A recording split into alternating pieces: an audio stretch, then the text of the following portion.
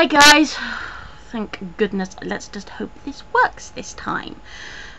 You wouldn't believe the trouble I've been having with this thing today.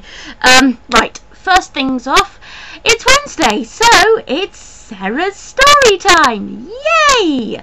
Thank you to Michelle, aka Spunky32, for unwittingly coming up with today's story.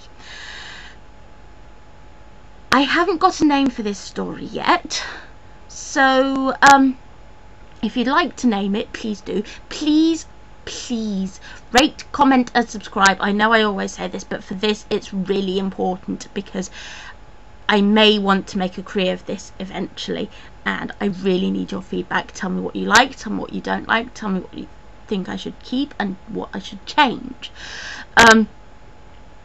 Anyway, I'll get on with it now. And hopefully it won't be as long as last time. Now, are you all sitting comfortably? Then I'll begin. The sun was setting, gold flecks dotting the redness, as Mira walked through the woods. Excuse me.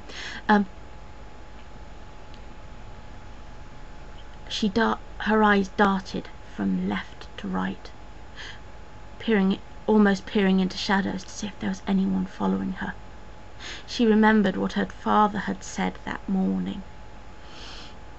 Mira, please make sure that you're back before sunset. You know what those woods are like. Mira had looked at her father's face, a mixture of worry and fear, and thought maybe he wasn't telling her everything. But she nodded. She knew the stories that the villagers told about the woods. More importantly, though, she heard the sounds at night. She remembered once when she had been out in the field between the forest and the castle, and had heard howls, a scream, a sound of a sword, and the sound of howling and barking. She had almost been too terrified to sleep that night, she remembered. Suddenly, out of the corner of her eye, she spied a shadowy figure keeping pace with her. She started to walk faster, but the shadowy figure still kept up with her. So she started to run, eventually getting out into a full sprint, heading for the tree line, which she could see was less than 100 yards in front of her. However, she heard the creature break through the trees, start running on all fours. She ran as fast as she could, but even at that point she knew she was flagging, and she was sure she wouldn't be able to reach the tree line in time. She was almost there when she felt rather than heard or saw the creature leap. She turned round, ready to defend herself, and was grabbed from behind and pulled backwards. She landed in the field, winded but alive. She could see her rescuer, a tall man with a dark flowing cloak, holding off the wolf. That is what it was. But what a wolf! All teeth and fur and glowing yellow eyes, gnashing at the point of the sword. Her rescuer turned, and she gave a gasp as she saw blood-red eyes. Mira, run! You need to get back to the castle. Your family... I'm sorry, he said, looking at her pleadingly. How... Just run, Mira! He shouted. Suddenly, Bursting with energy, miraculously, although she didn't know how, she ran as fast as she could through the field and to the castle. She stopped at the castle door. It was open. Inside, strewn across the floor, was debris. She looked, worried. What had happened here? Her father was definitely not telling her something. Just because she was the baby of the family.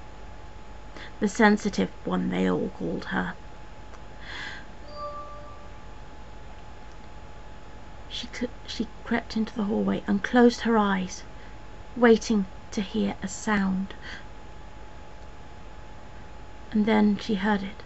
A footfall on the top floor, and it was heading down. She ran to the statue, pushed to one of the statues, pushed it aside, and crept into the hidden corridor that led up to her parents' room on the next floor. She slipped into it, and as she climbed the stairs, her heart thumping, she could only think of one thing: your family. I'm sorry. She crept into her parents' bedroom and gasped as she saw her father on the floor, blood pouring from him. She ran to him, put her hands in his. Father, don't worry about me, Mira, her father croaked. I'll be all right in a minute. Father, save your strength, she replied.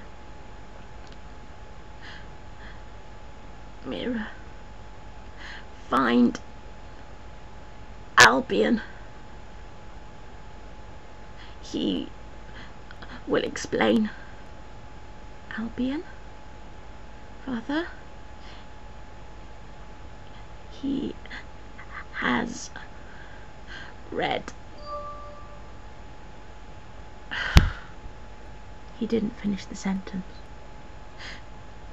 Mira, looking at him, wondered what the mystery behind the man with the dark cloak and the glowing red eyes was.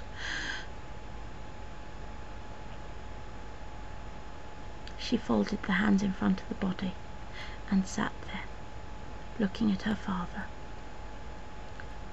dead. I hope you like it. Please comment, rate, subscribe, etc. You know the drill. I'm doing, as I keep reminding you, I'm doing a live blog on Blog TV on Friday, 10 o'clock British time, 5 o'clock EST. I'm sure you can work it out from there. Please comment on this one. I really do need you to comment. I will try and do a small vlog on Friday before I to tell you what's been going on before I do the blog on Blog TV. Okay, I will see you all soon. Take care. Bye.